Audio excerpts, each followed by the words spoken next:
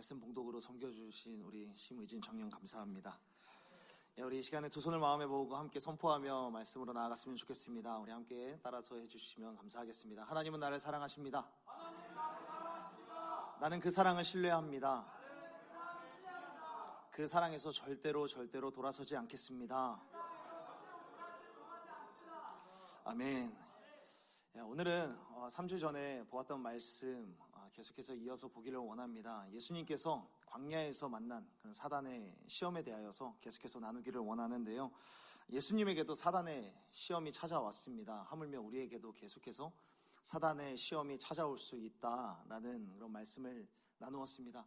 그렇다면 사단의 시험은 언제 찾아오는가? 첫 번째, 성령이 충만할 때, 은혜가 충만할 때 언제든지 공격이 찾아올 수 있다라고 말씀을 드렸습니다.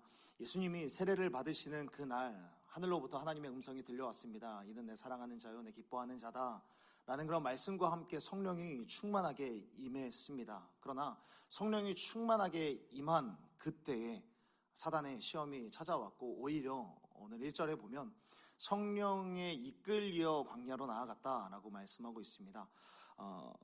은혜가 충만하다라는 것, 성령이 충만하다라는 것은 사단이 보기에도 은혜 위에서 살아 날뛰는 그런 사냥감이기 때문에, 사단이 보기에 죽은 사냥감은 결코 추적하지 않고 건들지 않습니다. 왜냐하면 그 사냥감은 자기에게 어떤 위협도 되지 않기 때문이죠. 그러나 은혜가 충만하여서 살아 날뛰는 그런 사람들은 자신에게도 언젠가 대적이 될 수 있다는 것을 사단도 알기 때문에 그러한 사냥감을 향하여서 온갖 사슬과 덫과 공격을 감행하는 것이죠. 우리들은 언제나 기억해야 됩니다. 가장 큰 은혜가 있을 때 가장 큰 공격이 있을 수 있다라는 사실을 꼭 기억하셨으면 좋겠습니다. 사단의 시험이 언제 찾아오는가? 두 번째로, 몸과 마음이 약하여질 때 사단의 시험이 찾아올 수 있습니다. 예수님께서 사단의 시험이 찾아왔을 때는 금식 후 40일 이후였습니다. 금식한 지 40일이 지나게 되었을 때 예수님의 육신은 지칠 대로 지쳤고 약할 대로 약해져 있었습니다. 그때에 사단의 시험이 찾아오게 되었습니다. 그렇다면 사단의 시험의 내용은 무엇이었는가? 첫 번째 시험을 우리가 함께 생각해 보았는데요. 이 돌들을 명하여 떡으로 바꿔 보십시오 라는 그런 시험이었습니다. 이 시험의 의도는 내가 하나님을 섬기는 것이 아니라 하나님이 나의 욕망을 이루도록 하나님이 나를 섬겨주기를 바라는 그런 요구였습니다. 하나님은 우리의 연약함이나 아픔과 슬픔 또는 배고픔이라고 할지라도 하나님은 언제나 우리에게 관심이 있으십니다. 우리의 결핍된 부분에 대하여서 우리들을 채워주시기를 원하시죠. 그런데 우리의 신앙의 정체, 우리의 신앙의 내용, 우리의 신앙의 중심이 이런 것들로만 채워져 있다면, 우리의 믿음의 내용이 하나님 나를 섬겨주십시오, 나를 위하여서 일해 주십시오 라는 것으로만 가득 차 있다면 이것은 우상숭배적인 미신적인 기독교 신앙과 다를 바가 없는 것입니다. 사랑하는 여러분, 기억하십시오. 우리들은 하나님을 섬기는 자가 되어야 합니다. 하나님이 우리를 섬겨주기를 바라는 것보다 우리가 하나님을 위하여서 내게 허락하여 주신 십자가를 지고 내가 날마다 주님을 따라가겠습니다 라고 이야기를 할 수 있는 것이야말로 기독교의 신앙의 본질이라는 사실을 꼭 기억하시고, 하나님 나를 위하여서 일해 주십시오, 나의 욕망을 좀 채워주십시오 라고 기도하는 것이 아니라 내가 주님을 위하여서 섬기겠습니다, 내가 주님을 사랑하겠습니다 라고 외칠 수 있는 저와 여러분이 되었으면 좋겠습니다. 그래서 이러한 마음을 알았기 때문에 예수님께서는 이 사단에게 선포를 합니다. 나는 하나님의 말씀으로 충분하다. 나는 하나님의 말씀으로 충분하고 내가 하나님을 섬기는 것만으로도 살아갈 수 있다라고 외치면서 내가 하나님을 위하여서 이 땅에 왔음을 선포하며 첫 번째 시험의 다리를 건너셨습니다. 그러나 그 이후에 곧바로 두 번째 시험이 찾아옵니다. 여러분, 사단은 굉장히 집요합니다. 한 번 실패했다고 해서 한 번 문 사냥감을 쉬이 포기하거나 물러서지 않습니다. 우리가 혹여나 사단의 시험이 찾아왔을 때 내가 그것을 이겼다고, 내가 그것을 견뎠다라고 해서 결코 그 자리에서 안일하게 안주해서는 안 됩니다. 사단은 곧바로 뒤이어서 공격이 찾아올 수 있습니다. 그래서 두 번째 시험이 곧바로 찾아오게 됩니다. 두 번째 시험의 내용은 이런 것입니다. 5절과 6절의 말씀을 우리 함께 읽어보기를 원합니다. 5절과 6절의 말씀 두 번째 시험입니다. 함께 읽겠습니다. 시작. 이에 마귀가 예수를 거룩한 성으로 데려다가 내가 만일 하나님의 아들이거든 뛰어내리라 기록되었으되 그가 너를 위하여 그의 사자들을 명하시리니 그들이 손으로 너를 받들어 발이 돌에 부딪히지 않게 하리로다 하였느니라. 아멘. 두 번째 시험의 내용은 무엇입니까? 성전 꼭대기로 데리고 가서요, 성전 꼭대기에서 뛰어내리라 라고 이야기를 합니다.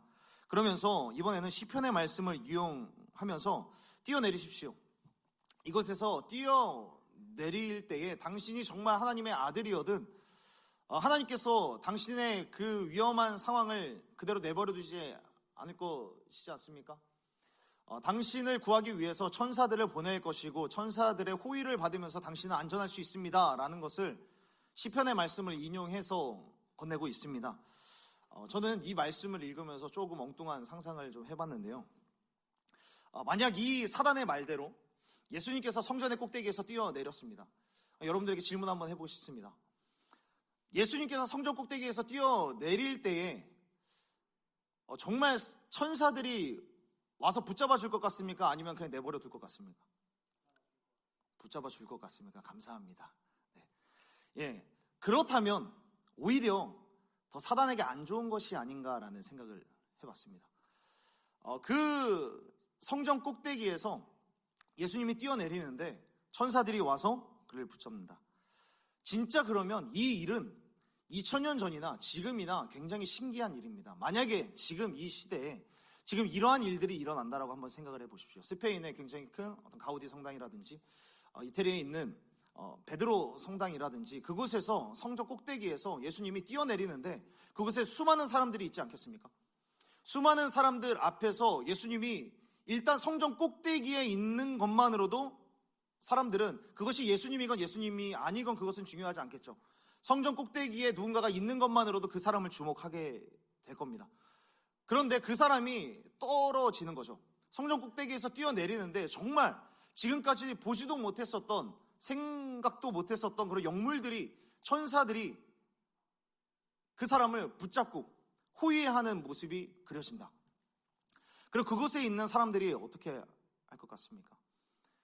일단 그 사람들은 그 모습을 직접 보는 것은 물론이고 그곳에 있었던 사람들은 스마트폰과 수많은 영상기기를 이용해서 사진을 찍고 촬영을 하고 영상을 찍으면서 SNS를 통하여서 온 세계 방방곡곡에 그것이 펼쳐지게 될 것입니다.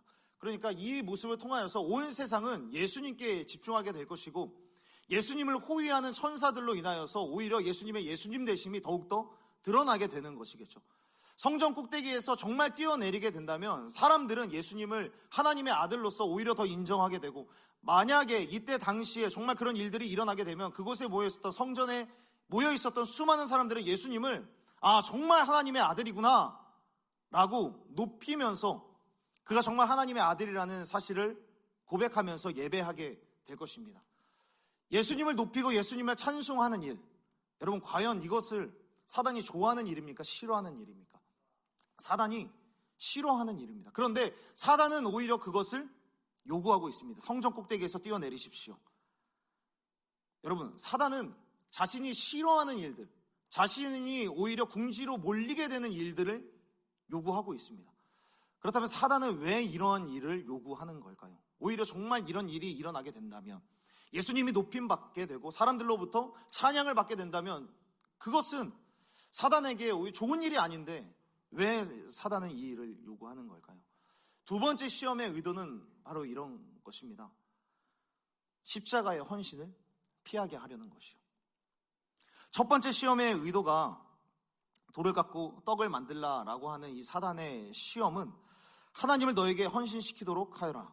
너가 하나님의 의 쫓지 말고 하나님이 너를 섬기는 존재가 되게 하라라고 하는 어떤 우상 숭배와 같은 그런 시험이었다면 두 번째 시험의 의도는 십자가의 헌신과 고난을 피하게 하려는 것이었습니다.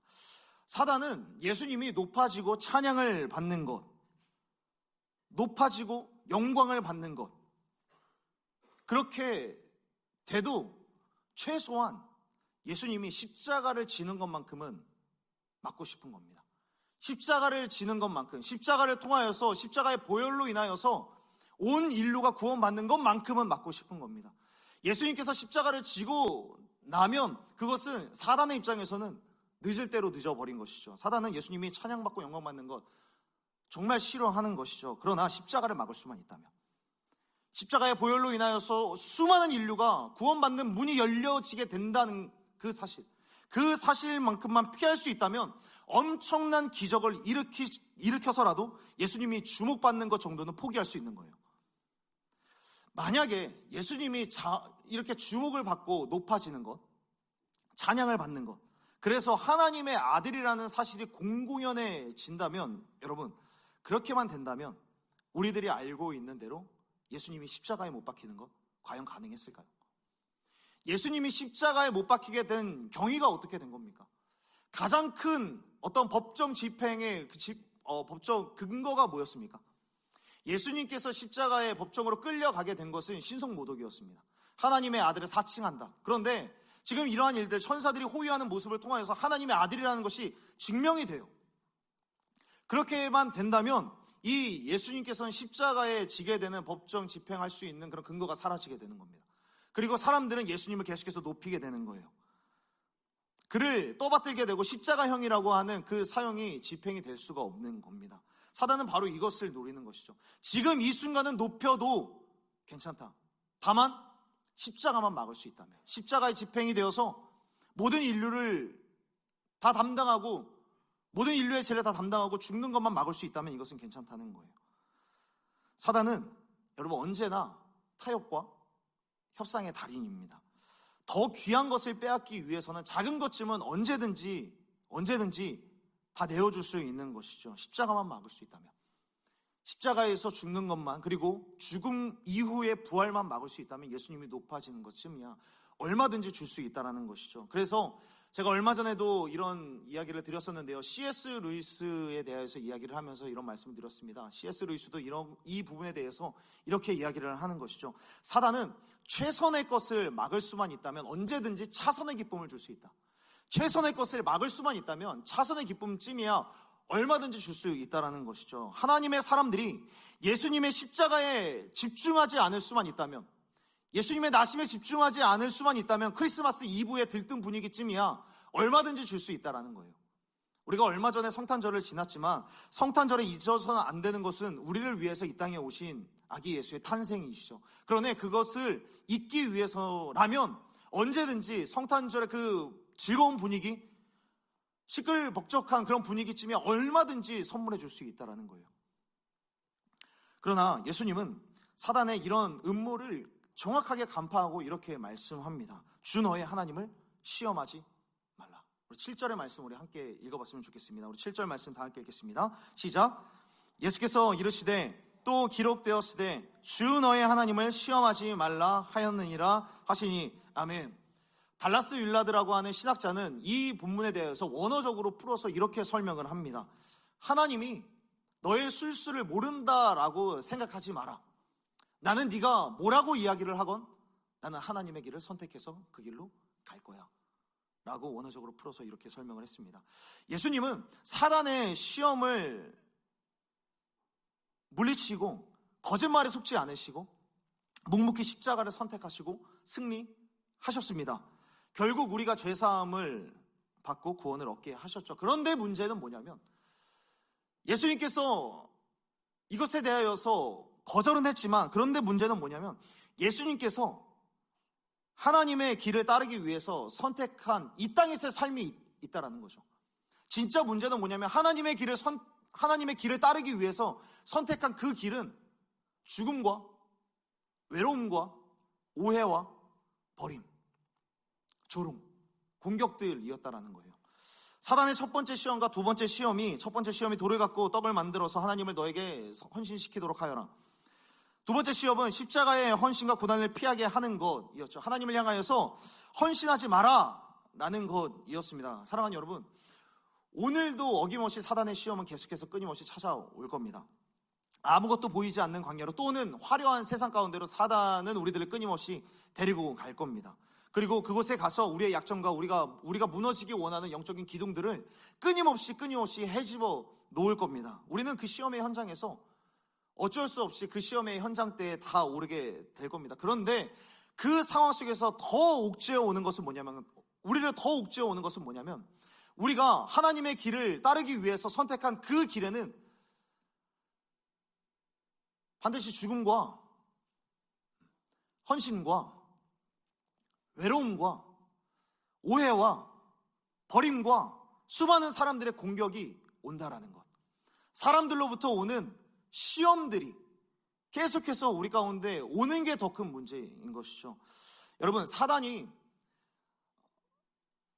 예수님을 시험할 때에 첫 번째 시험과 두 번째 시험에 동일하게 들어가는 한 구절이 있습니다.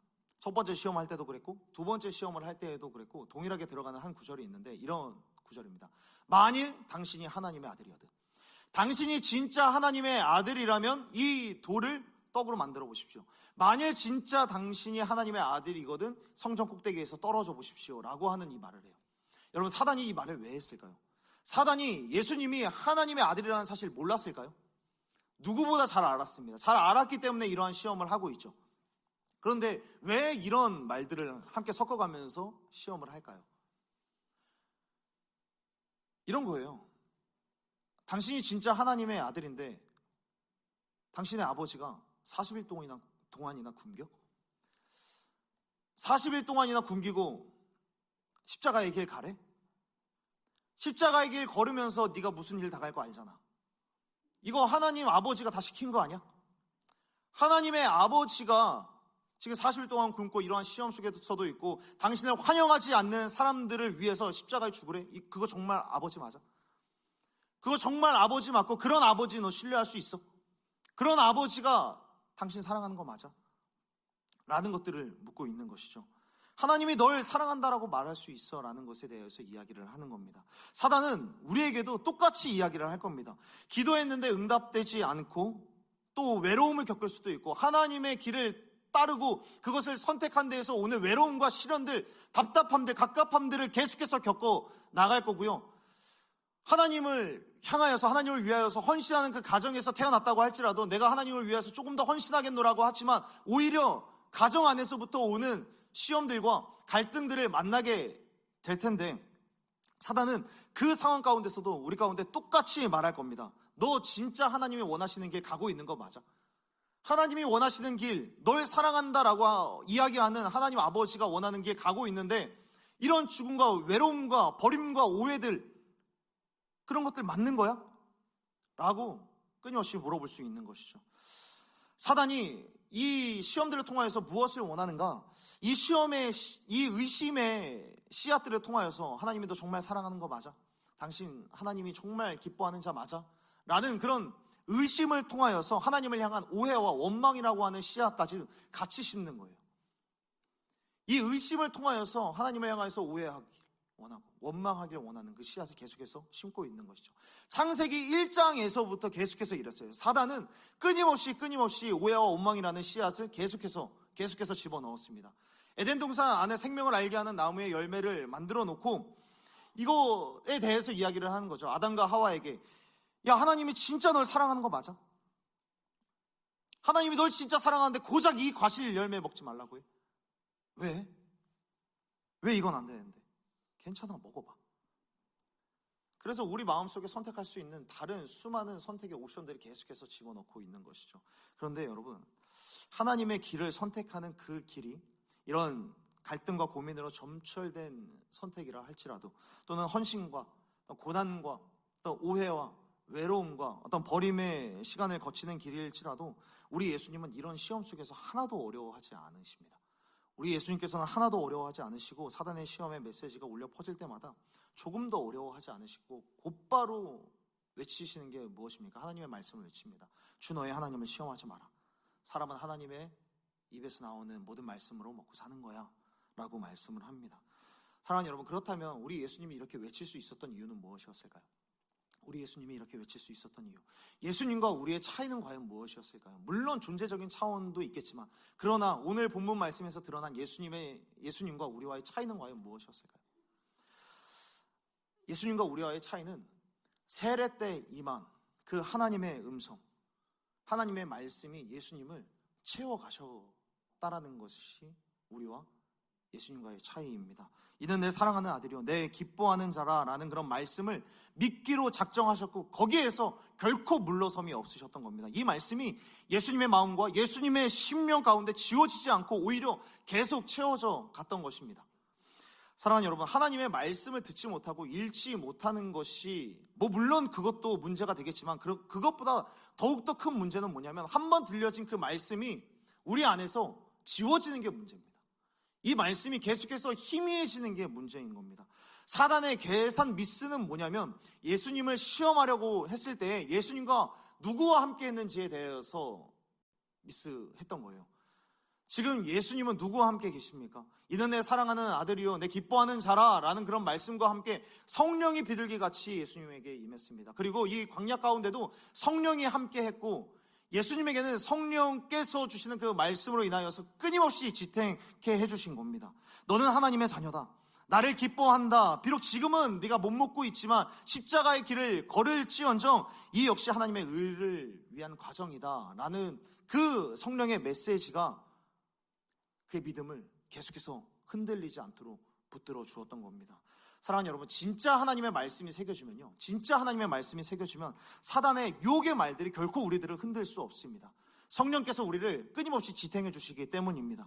우리 가운데 진짜 하나님의 말씀이 새겨지고 성령의 충만함이 우리 가운데 계속해서 있으면 내가 지금 이성과 상식과 어떤 경험의 세계로는 내가 손해보는 게 맞습니다. 분열이 맞습니다. 그런데 여기에서 성령께서 무엇을 확신시켜 주냐면 사랑하는 내 아들아, 너는 지금 바로 가고 있는 거야. 지금 너의 길이 나를 따르는 길이 맞아.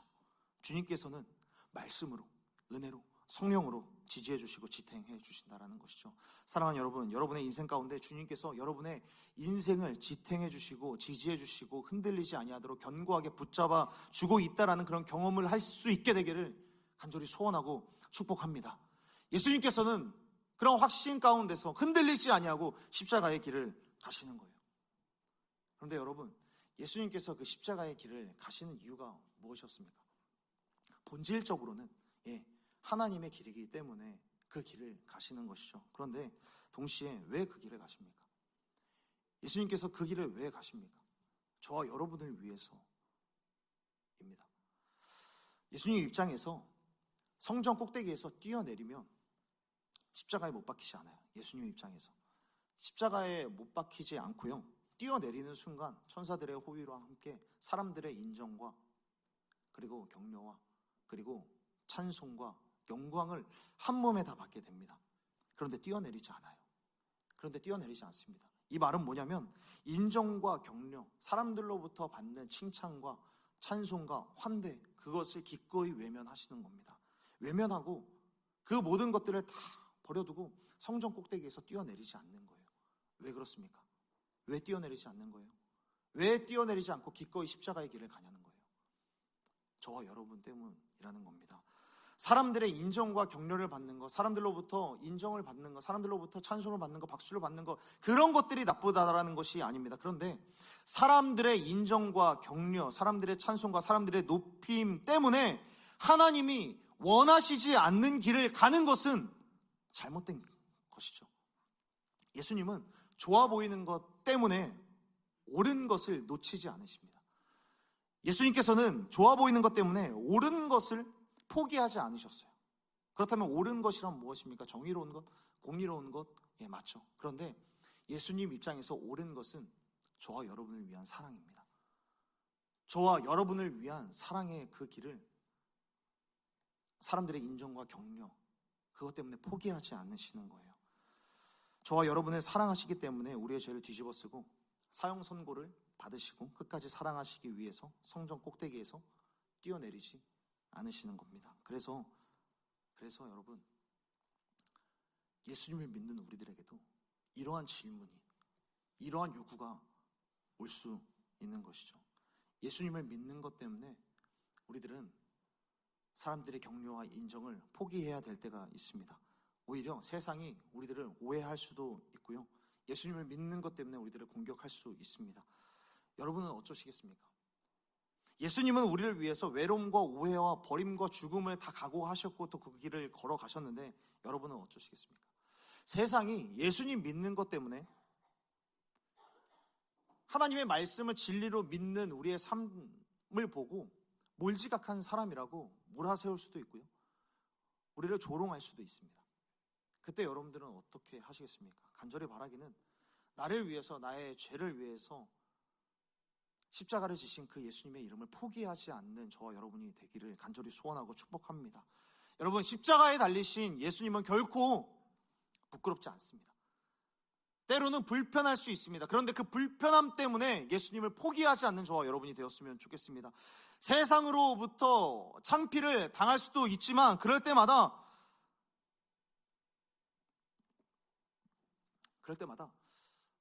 예수님께서 우리를 위하여서 버리신 그 사랑을 꼭 한 번쯤은 되새겨 보았으면 좋겠습니다. 우리가 예수님과 똑같이 성전 꼭대기에서 뛰어내리지 않고 다른 사람들에게 인기가 있을 만한 길을 가지 않는 대가로 외로운 사람이 될 수도 있고 세상에 공격을 당할 수도 있고 성경을 믿는다는 이유로 몰지각한 사람으로 계속해서 내몰릴 수 있을지라도 사랑하는 여러분, 무시와 외로움과 공격을 당할 수도 있지만 그러나 그 자리에서 우리는 더더욱 공격당하시는 예수님을 더욱더 깊이 만날 수 있으리라 믿습니다. 그래서 세 번째 시험이 이와 연관되어서 계속해서 이어지는 겁니다. 세 번째 시험입니다. 세 번째 시험 9절의 말씀 우리 함께 읽어봤으면 좋겠습니다. 9절의 말씀 함께 읽겠습니다. 시작. 이르되 만일 내게 엎드려 경배하면, 아멘. 사단의 시험 세 번째는 이것입니다. 하나님만 예배하는 마음을 포기하게 하려는 것입니다. 요한복음 10장에서 보면 예수님께서는 사단을 강도이고 도둑이라고 표현을 합니다. 도둑이고 강도이고 모든 것을 빼앗는 자이다라고 설명을 하고 있습니다. 사단은 근본적으로 우리에게 있는 모든 것을 다 빼앗아 가기를 원하십니다. 우리에게 있는 건강도 그렇고 우리에게 있는 지혜도 그렇고 우리에게 있는 사랑이라고 하는 성품도 그렇고 온유함이라는 것도 그렇고 좋은 재능을 다 가져가길 원하고 우리가 행복하고 안전하게 사는 것들을 다 빼앗아 가고자 합니다. 이 모든 것들 중에 사단이 좋아하는 것은 아무것도 없기 때문입니다. 그리고 이 모든 것을 가져가길 원하는데 그러나 우리 마음속에 다른 것들은 다 내버려 두어도 우리에게 있는 이것 한 가지만큼은 가져가길 원하는데 그것은 무엇이냐면 바로 하나님을 사랑으로 섬기고 예배하는 그런 것을 빼앗기를 원하는 것이죠. 하나님을 사랑하는 마음으로 드리는 예배, 하나님을 조금씩 이해하고 하나님의 생각과 마음을 공유하게 되는 이 예배를 막을 수만 있다면 사단은 다른 것들을 도둑질해가는 것을 얼마든지 포기할 수 있는 거예요. 우리에게 있는 이 예배를 계속해서 빼앗아 가려고 한다라는 거죠. 세 번째 시험의 의도는 하나님만 예배하고자 하는 그것을 막고자 했던 겁니다. 사단은 우리 안에 있는 모든 것들을 다 주어서라도 하나님을 예배하고 하나님만을 섬기는 것을 포기하게 만드는 거예요. 이런 시험은 얼마 전까지 계속해서 있었던 코로나 팬데믹 상황 가운데서도 우리 가운데 주어졌습니다. 코로나 팬데믹 상황 가운데서 어떤 일들이 일어났습니까? 교회의 문이 닫히고 사람들은 이곳에 오지 못했습니다. 예배가 중단되는 상황에서 우리 교회는 온라인 예배라고 하는 새로운 방법을 찾아냈고 그 방식으로 예배하기를 시작을 했습니다. 이때 오히려 또 세상은 우리에게 질문을 던져왔어요. 너희들 진짜 그렇게까지 해야겠냐? 너희들 진짜 하나님께 그렇게까지라도 예배를 해야겠냐? 그 예배 한 번, 두 번쯤 그냥 쉬면 안 되냐? 다른 사람들 다 집에서 가만히 있는데 왜 굳이 너희들만 교회 와가지고 그 예배 준비를 하고 그 온라인 예배로라도 왜 그렇게까지 호들갑을 떨어야 되느냐? 그 예배 한 번 안 하면 하나님이 너희들 안 받아주시냐? 하나님이 너희들 사랑하지 않으시냐? 하나님 그렇게 쪼잔한 하나님이냐? 라고 이야기를 던져왔습니다. 그렇게까지 하나님만 예배해야겠냐라는 것이죠. 여러분, 우리가 그 상황 속에서도 하나님을 예배한 이유가 무엇입니까? 여러분, 그 당시에 코로나 백신이 나오지도 않았고요. 아직까지도 코로나 백신은 나오지 않았습니다. 앞으로도 언제 나올지 모르겠고요. 우리가 감기나 독감이라든지 아직까지 바이러스에 대해서 나오지 않은 것처럼 코로나 백신도 언제 나올지 모르는 겁니다. 그럼에도 감사한 것은 지금 이 시기에 코로나에 걸린다고 다 죽는 것은 아니죠. 그런데 현재까지 코로나에서 회복될 수 있는 유일한 길은 무엇입니까? 제가 몇몇 청년들한테 가볍게 이런 이야기에 대해서 좀 했던 적이 있습니다. 저는 굉장히 자가 면역, 자가 치유에 대해서 굉장히 신봉하는 사람입니다. 왜 신봉하냐면, 왜 그렇게까지 자가 면역과 자가 치유에 대해서 의식을 하냐면, 현재까지 코로나에서 회복할 수 있는 길은 자가 면역과 자가 치유밖에 없습니다. 사실상. 그렇다면 자가 면역과 자가 치유는 어떻게 만들어졌습니까? 자가 면역과 자가 치유라는 것은 철저하게 오직 하나님께서 만드신 것이죠. 하나님께서는 우리가 자고 있는 무의식 중에서도 우리의 심장을 움직이시고 우리의 폐를 움직이시면서 우리의 생명을 계속해서 연장시켜 가시는 분이십니다. 그렇기 때문에 우리들이 살 수 있는 것이죠. 그 말은 뭐냐면, 사실상 우리가 우리 스스로 생명을 위해 하는 것보다 우리가 하지 않고 우리가 직접 하지 않는 일을 통하여서 우리의 생명은 계속해서 연장되고 있다라는 겁니다. 이것은 하나님이 하시는 걸로 저는 그렇게 믿고 있는 거예요. 그리고 그 하나님께서 자가 면역과 자가 치유를 통하여서 우리들을 계속해서 생명의 연장을 이루어 가시는 것이죠. 우리가 기댈 것이라고는, 특히나 그 코로나 시대 때에는 우리가 기댈 것이라고는 하나님께서 만드신 자가 면역과 자가 치유밖에 없는데, 그렇기 때문에 우리가 하나님을 더 예배해야 된다. 우리를 만드신 하나님께서 진정한 회복의 길이기 때문에 우리들은 하나님을 더욱더 예배해야 된다라고 이야기를 하는 것이죠. 그런데 이런 논리로 아무리 설명을 해도 이 세상은, 이 사회는 그것을 인정해 줍니까? 인정하지 않습니까? 인정하지 않습니다. 사회는 그것에 대해서 오히려 더 반감을 가질 뿐이죠. 이 사회는 우리가 하나님을 섬기는, 온 마음 다해서 하나님을 섬기라라는 이 말씀을 이 사회는 결코 인정해 주지 않아요. 그래서 이 사회는 우리 가운데 더욱더 계속해서 이야기를 하는 거죠. 우리의 회사, 우리의 직장, 우리의 사상, 우리의 학교, 또 우리가 하고자 하는 일에 방해가 되는 그 신앙, 하나님을 예배하는 것, 그거 한 번쯤 포기하면 안 되냐? 그거 한 번쯤 좀 포기하고 우리가 가는 길에 같이 발맞춰서 가면 안 되냐? 라고 이야기를 하는 거예요. 이 세상 사람들과 우리의 신앙은 결코 맞을 수가 없는 거예요. 그래서 사단은 끊임없이 그 상황 가운데서 우리 가운데 이야기를 하는 것이죠. 이번에만 세상 사람들과 똑같이 너의 말을 좀 맞춰봐. 세상 사람들 다 이야기하고 있잖아. 세상 사람들이 하나님의 말씀만을 진리로 여기는 거 아니라고 하잖아. 지금 너가 속한 공동체에서, 직장이라고 하는 공동체, 사회라고 하는 공동체에서 다 아니라고 하는데, 이번 한 번만 예배하는 거 포기하고 그냥 그 사람들 말을 들어서 그들과 말을 맞추고 발을 맞추고 좀 같이 가봐. 사단은 이렇게 시험을 하는 겁니다. 그럼에도 사랑하는 여러분, 우리가 고개 숙일 수 없고 그들과 타협할 수 없는 이유가 무엇입니까? 우리가 타협할 수 없는 이유는 예수님께서 그렇게 하지 않으셨기 때문입니다. 사랑하는 여러분, 혹시 조용히 손들어서 한번 표현해 주시겠어요? 그냥 질문하는 겁니다. 혹시 주기철 목사님이라는 분 혹시 알고 계십니까? 주기철 목사님이라는 분 혹시 알고 계시면 그냥 조용히 손 한번 들어서 표현해 주십시오. 질문하지 않겠습니다. 다 모르십니까? 주기철 목사님이라고 하는 분이 계시는데, 이분은 일제 치하 시대 때 활동을 하시던, 목회를 하시던 그런 목사님이세요. 이 목사님이 활동하시던 그때 사실 기독교를 막론하고 모든 종교인들이 다 신사참배를 해야만 했습니다. 신사참배를 해야만 했었던 그 상황 속에서 이 주기철 목사님이라는 분은 그 상황 속에서 신사참배를 거부하고 모든 교회 지도자들이 다 결행을 했어요. 모든 교회 지도자들, 참 부끄러운 역사이지만 수많은 목사님들이 이 신사참배에 다 동의를 하고 다 결행을 할 때 이 주기철 목사님과 몇몇의 친구 목사님들은 여기에 무릎 꿇지 않고 끝까지 한 거를 했습니다. 그 결과 감옥에도 끌려가고 고문도 받고 그랬는데, 그런데 이분이 너무 인격적이고 너무 예수님 같은 거예요. 그래서 심지어 고문하던 일본 순사들마저도 이 주기철 목사 더 고문 못하겠다고, 더 이상 고문 못하겠다고. 그러니까 이분이 한두 번 그냥 고문을 받고 견뎌낸 게 아니라 수차례나 고문을 받고 견뎌냈는데, 이분의 인격이 너무 좋으니까 더 이상 못하겠다고 일본 순사들까지도 다 거절을 하는 거예요. 그때 마지막에 주기철 목사님한테 이 일본 순사들이 뭐라고 이야기를 하냐면, 우리가 명령을 거스를 수는 없으니까 차를 타고 너를 집에다가 데려다 주면 우리가 창문을 좀 내려줄게. 저기 멀리 일본 신사가 보일 텐데 거기다가 그냥 절하는 것도 아니야. 그냥 고개만 까딱거릴 수 없겠냐. 고개만 까딱거리면 내가 그냥 신사참배한 걸로 상부에다가 보고해 줄게. 다시는 너 잡아가지 않을게. 그러니까 일본 순사들도 풀어주면서 불편한 거예요. 그러니까 왜 풀어주냐면 일본 순사들이 얼마나 악질이냐면 이 고문을 했다가 다시 얼마 뒤에 가정으로 돌려보내주는 거예요. 가족으로 돌려보냈다가 얼마 한 몇 개월 동안 생활을 하다가 다시 좀 붙잡고 오는 것이죠.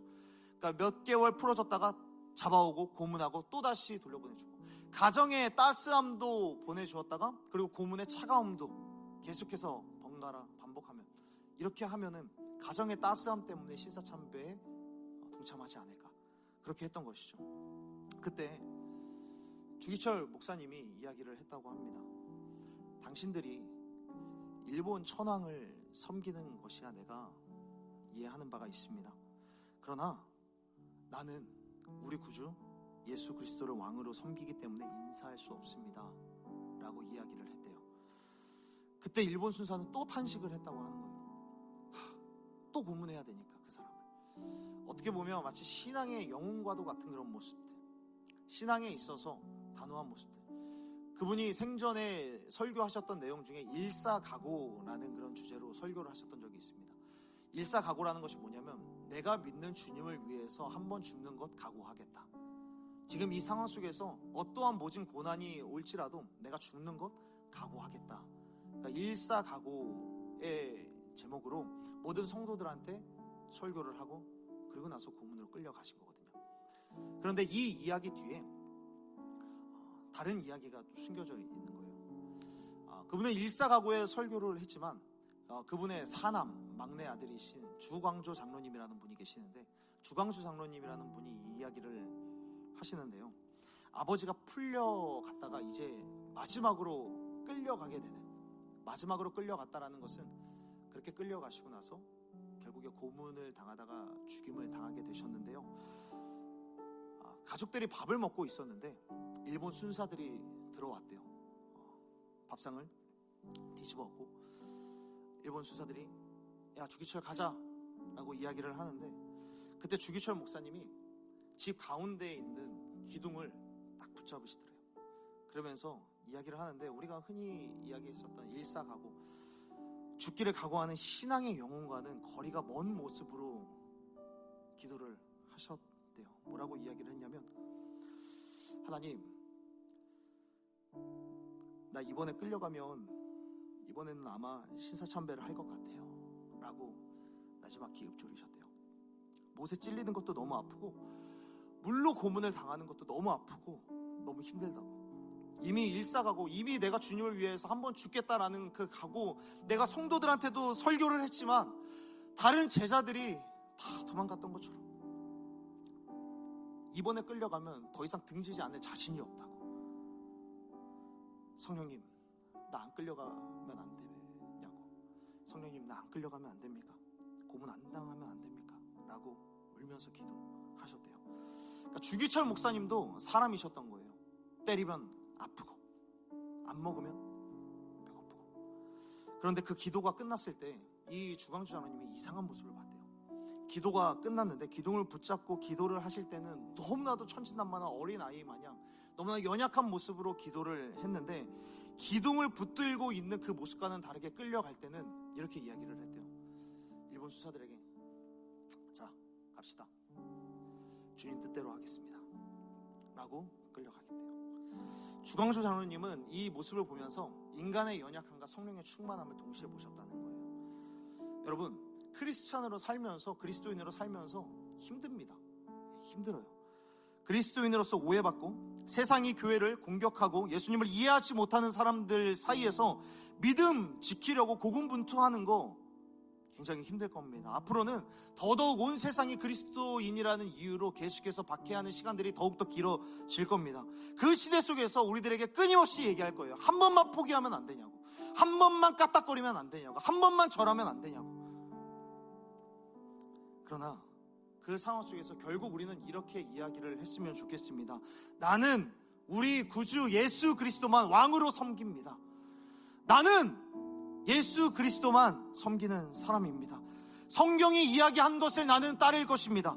100명의 의원이 무슨 법을 발의하든 나는 바보처럼 성경만을 믿고 따라가겠습니다 라고 이야기할 수 있는 저와 여러분이 되었으면 좋겠습니다.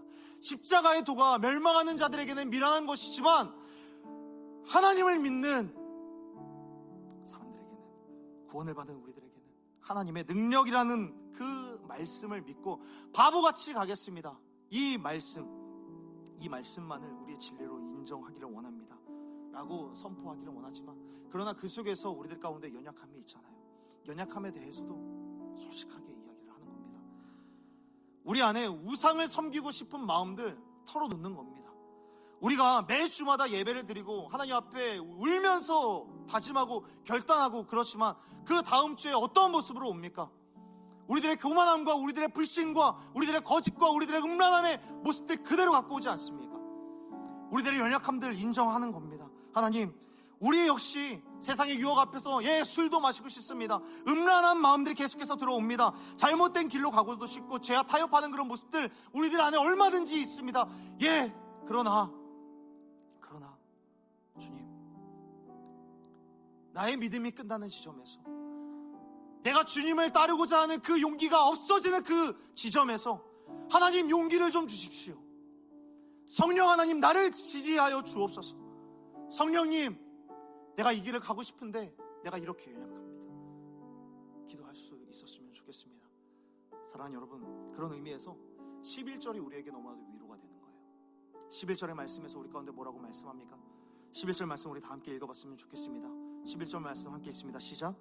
이에 마귀는 예수를 떠나고 천사들이 나와 수종드니라. 아멘. 시험을 넉넉히 이기신 예수님은 천사들이 수종들며 세상 가운데 나아가셨습니다. 시험 속에 있을 때 우리의 영혼이 곤고하고 낙심되어질 수 있고 힘들지만, 그러나 그 시험을 건넜을 때에는 천사들이 나와서 수종들며 나아가게 됩니다. 그러니까 이러한 소망을 보게 되는 겁니다.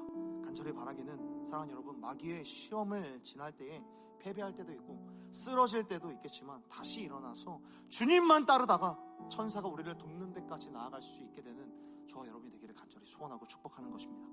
사랑하는 여러분, 말씀을 정리하겠습니다. 우리에게는 언제나 우리가 거절하기 어려운, 타협조차 하기 어려운 그런 시험들, 그런 신앙의 시험들이 다가옵니다.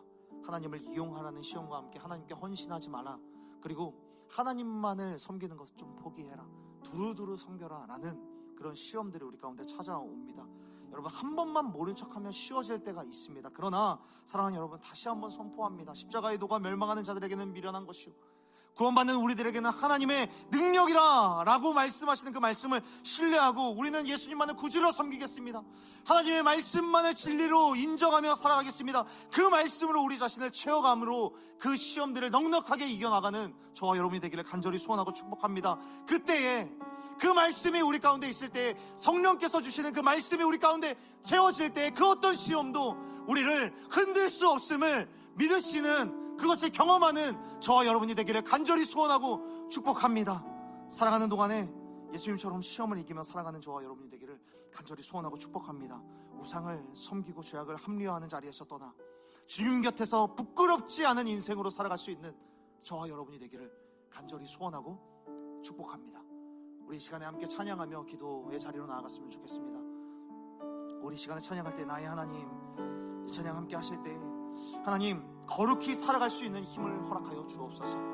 나의 소원을 이루도록 하나님을 종용하는 것이 아니라 내가 하나님만을 따르겠습니다, 바보처럼 따르겠습니다, 세상이 뭐라고 이야기하든 시험이 어떤 시험이 올지라도 나는 바보처럼 그저 주님의 명령만을 따르며 나아가겠습니다. 주님께서 나를 지지해 주실 것을 믿습니다. 주님께서 나를 지탱해 주실 것을 믿습니다. 내가 그것을 따라가겠습니다. 우리 이러한 마음으로 함께 찬양하며 나아가기를 소원합니다.